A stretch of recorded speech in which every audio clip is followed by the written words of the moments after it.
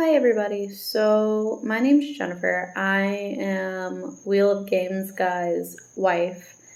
He called me out the other day on his first video about the Wheel of Time and how long it took me to get into it. So I'm gonna do a little surprise video for him and kind of give you a little backstory on me.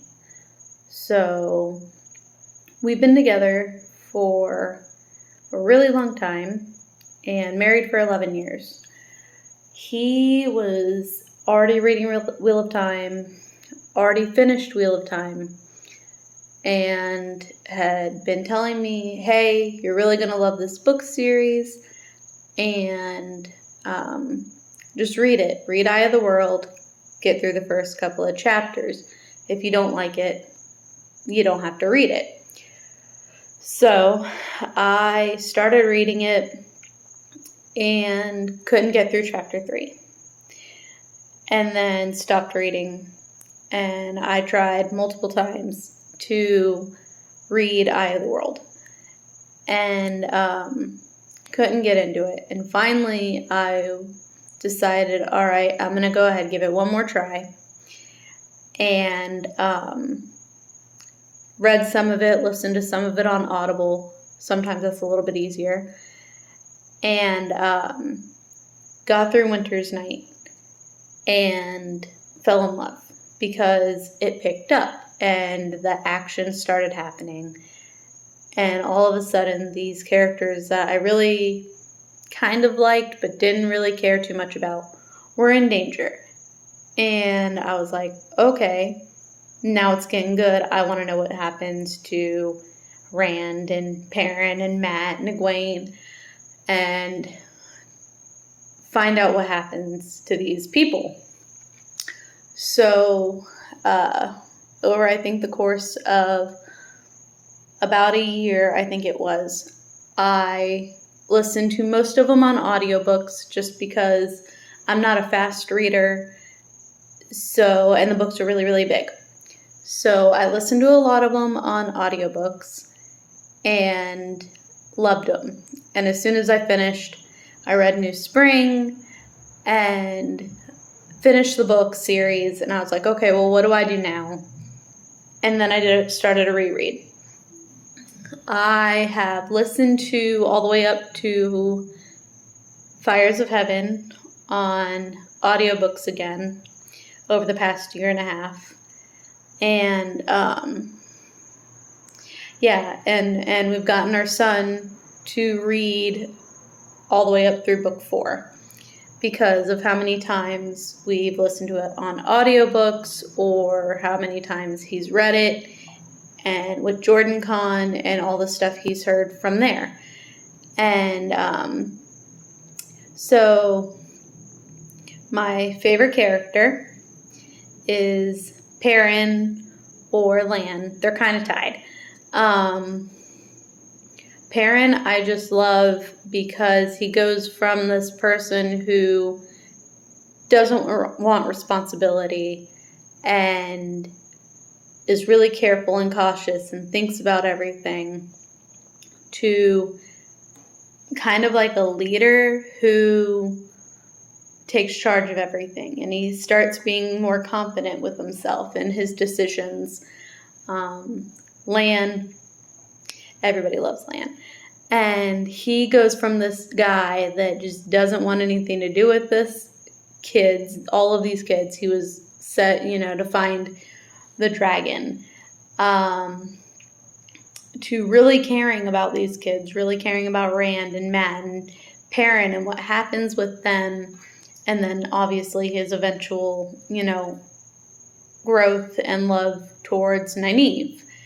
And he goes from this really stoic, stone-hearted guy who's like, okay, I'm going to have to put up with these kids, to I don't want to see any of them to get hurt. I don't want any of them to die. And I think I'm, falling in love with one of them, but I have a destiny, and I don't want to put my burdens and my destiny on anybody, so obviously I can't be with her, and I've got to follow Moraine, and just kind of do his own thing. I don't really have a favorite scene in the books. There are a lot of scenes I love, but I don't really have a favorite. Maybe the bonding scene with Rand and the girls. But really, I don't know. There's not one scene that sticks out as like, oh my God, it's the best scene ever. I could have done without how long it took Perrin to get Faile. I think that could have been cut down by like a lot. And some of the Elaine stuff is really, really overdone, and she gets a little bit dramatic sometimes. She's definitely not one of my favorite characters, female characters. Nynaeve, by far, and Aviendha are top tier favorite characters for females. Nynaeve is she's a badass. She knows what she wants, and she's going to try and find any way to get it done. And her loyalty to the Two Rivers and to the boys is amazing. And Aviendha is amazing. I just love the Aiel culture in general, with their code of honor and, Ji'e'toh and obligation and trust and their furiousness. And then eventually Aviendha's loyalty to Rand and to her people is just awesome. I know Paul was asking, what is your Tom's guitar moment so far from all of the trailers and the teasers? My Tom's guitar moment was some of the casting caught me off guard, because you read and you have this picture in your head of what these people look like or what they might be. So some of the casting has been a little surprising, but the more that I reread, I kind of get little bits and pieces of who they cast and why. And I've watched what some of the cast has been in. And after watching it, I'm like, yes, I get it now. This is why they were chosen for this role. So that's kind of been my Tom's guitar moment. And I'm so, so excited for the show. I'm excited for the movies that are coming out. So a little bit of background of me in terms of the Wheel of Time card game that he has made for JordanCon every year.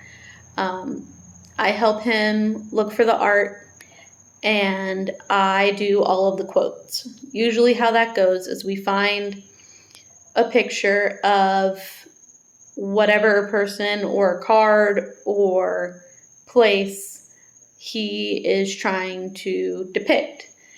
And I'll see the picture and I'm like, okay, well, whatever's happening in this picture, I want to try and find a quote kind of meaningful to the picture or to whatever's going on in the story, especially if it's someone that has like a card that goes with it, like a Rand and a Min or a Rand and an Aviendha or Moraine and Lan, that kind of stuff. And sometimes that can be really, really fun because I see the picture and boom, I know exactly what quote I'm going for. But then sometimes I don't, and I have to go through the book and I'm like, okay, I like this one. But then I'll go a couple of chapters and I'm like, okay, I really, really like this one.